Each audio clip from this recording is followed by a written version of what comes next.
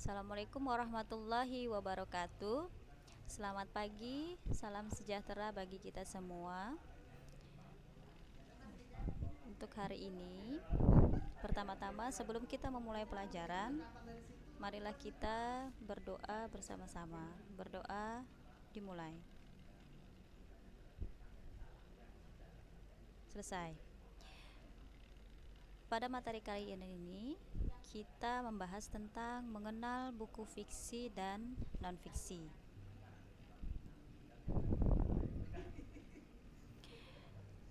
Sebelum kita mengenal apa itu buku fiksi dan buku non-fiksi, sebaiknya kita menelaah dulu apa saja yang terdapat pada unsur buku fiksi. Pertama adalah tujuan pembelajaran. Dalam hal ini, hai anak-anak yang hebat dan tangguh, apa kabar? Semoga kalian dalam keadaan sehat dan bahagia. Pada pembelajaran bab ini, kalian akan melakukan berbagai aktivitas, yaitu membaca dan menelaah unsur-unsur buku fiksi. Melalui aktivitas membaca buku fiksi, kalian diharapkan dapat menggali informasi dari buku fiksi yang kalian baca dengan membuat peta konsep. Kalian juga diharapkan dapat menelaah unsur-unsur buku fiksi yang kalian baca. Setelah kita mengetahui tujuan pembelajaran, kita harus mengetahui dulu apa saja peta kompetensi dan aktivitas belajar. Di sini ada contoh apa saja peta kompetensi dan aktivitas belajar. Yang pertama, aktivitas belajar adalah membaca buku fiksi. Jadi sebelum kalian menelaah sebuah buku fiksi, hendaknya kalian harus membaca buku fiksi.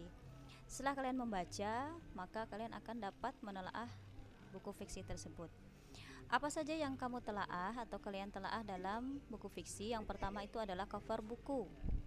Cover dari buku fiksi yang kalian baca, kemudian rincian subbabnya, judul, subbab, kemudian tokoh dan penokohan, tema cerita, kemudian bahasa yang digunakan, dan penyajian alur cerita. Setelah itu, yang terakhir adalah kalian menyajikan tanggapan terhadap buku fiksi. Tujuan dari pembelajaran menelaah buku fiksi adalah sebelum mulai aktivitas pembelajaran, hendaknya kalian harus berdoa terlebih dahulu. Semoga Tuhan Yang Maha Esa senantiasa memberikan kemudahan dan keberkahan dalam semua aktivitas kalian.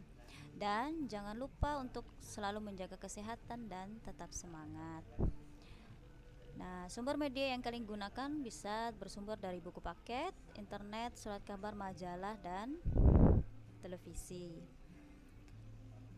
Nah, setelah tadi kita menelaah unsur buku fiksi, maka ada yang disebut dengan bahan bacaan. Bahan bacaan di sini adalah apa itu pengertian buku fiksi. Buku fiksi adalah buku yang berisi cerita atau kejadian yang tidak sebenarnya. Dalam kata lain, buku fiksi adalah buku yang di dalamnya berisi ceritaan, rekaan atau hayalan dari si penulis. Contoh buku fiksi ini biasanya seperti cerita anak, dongeng, novel, kemudian cerita pendek, fabel, dan komik. Di dalam menelaah buku unsur fisik, selain kita mengetahui pengertian buku fisik, selanjutnya kita harus membuat yang namanya peta konsep sebuah buku fiksi. Apa itu peta konsep? Peta konsep adalah suatu gambar yang memaparkan struktur konsep, keterkaitan antar konsep dari suatu gambaran yang menyatakan hubungan bermakna antara konsep-konsep dari suatu pelajaran. Dengan begitu, rangkaian cerita yang ada pada buku bacaan itu akan lebih jelas dan mudah dipahami bagi yang membaca. Nah, ini adalah salah satu contoh peta konsep buku fiksi. Alur yang pertama adalah pengenalan cerita. Setelah itu ada penanggalan peristiwa, terjadinya konflik, penyelesaian konflik, yang terakhir adalah penutup cerita. Pada bagian pengenalan itu berisi tentang apa yang disampaikan pengarangnya. Kemudian pada gambaran, kemudian penanggalan peristiwa itu adalah gambaran tentang tokoh siapa dan di mana cerita itu bermula. Selanjutnya pada bagian pengenalan peristiwa perlu dicatat tentang latar belakang masalah yang dihadapi tokoh utamanya. Pada bagian konflik itu diceritakan masalah yang dialami tokoh utama, kemudian ada penyebab dan reaksi yang dilakukan tokoh tersebut. Nah, selanjutnya untuk pembelajaran selanjutnya adalah menelaah unsur buku non-fiksi. Kalau tadi kita belajar tentang menelaah unsur buku fiksi, selanjutnya adalah menelaah unsur buku non-fiksi. Tujuan pembelajaran dari menelaah unsur buku fiksi ini adalah diharapkan dapat menentukan gagasan pokok dan memberikan tanggapan terhadap buku non-fiksi yang telah kalian baca. Nah, ini adalah peta kompetensi dan aktivitas belajar. Peta kompetensi dan aktivitas belajar siswa untuk menelaah buku non-fiksi. Yang pertama adalah membaca buku non-fiksi. Setelah kita membaca buku non-fiksi, maka kita harus selanjutnya menelaah buku non-fiksi. Di dalam menelaah buku non-fiksi, yang ditelaah adalah salah satunya cover buku, rincian subbab, judul subbab, isi buku, cara menyajikan isi buku, kemudian bahasa yang digunakan, sistematika penulisan. Yang terakhir adalah menyajikan tanggapan terhadap buku non-fiksi. Aktivitas pembelajaran pada bab buku non-fiksi itu merupakan cerita yang berdasarkan fakta atau kisah nyata. Agar kalian makin paham, mari kita pelajari konsepnya. Sebelum kita menelaah buku non-fiksi, kita harus mengetahui sebelumnya apa itu pengertian buku non-fiksi. Nah, buku non-fiksi adalah buku yang berisikan kejadian sebenarnya yang disampaikan menurut pendapat atau opini kajian penulis.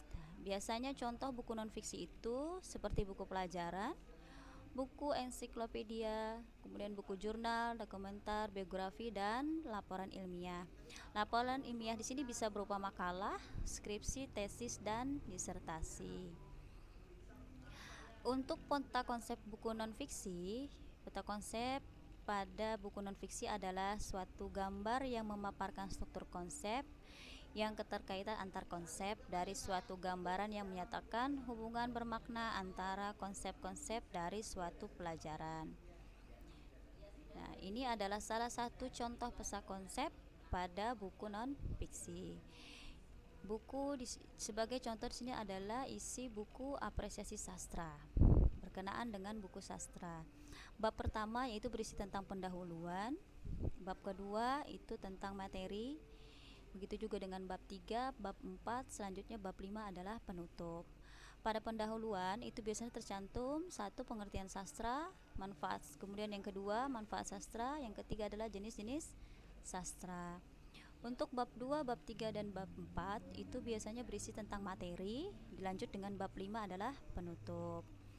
Nah, dengan pemetaan seperti ini, keseluruhan isi buku bisa tergambarkan dengan jelas. Begitu juga dengan susunan perinciannya. Nah, ini adalah salah satu contoh peta konsep tentang apresiasi sastra. Di situ dituliskan pendahuluan, sudah dijelaskan tadi, kemudian pengertian sastra, manfaat karya sastra, dan jenis-jenis karya sastra.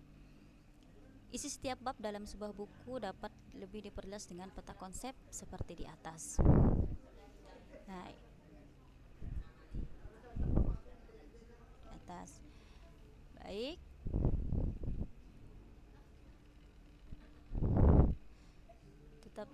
Tetap menjaga kesehatan. Ya, Ibu akhiri pelajaran materi hari ini. Tetap jaga kesehatan dan selalu semangat dalam belajar. Ibu akhiri, wabillahi taufiq wal hidayah. Wassalamualaikum warahmatullahi wabarakatuh.